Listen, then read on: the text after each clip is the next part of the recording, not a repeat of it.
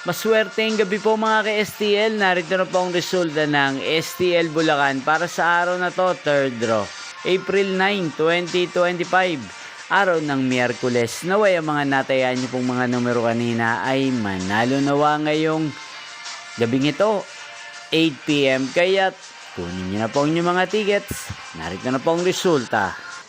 Ang mga numerong nanalo sa STL Bulacan ngayong gabing ito, April 9, 2025, 8 PM, third draw result, 32 at 4 in exact order. Sa lahat po ng tumaya kanina sa STL Bulacan para sa third draw ng 32 at 4, congrats po sa inyo, panalo po kayo. Again, 32 at 4. At ngayong gabing ito sa STL Bulacan, natin pong i-shoutout si Kuya Ruben ng Bulacan. Shoutout po sa inyo, Kuya Ruben. Sana po'y manalo ng mga numerong tinatayaan nyo sa STL Bulacan.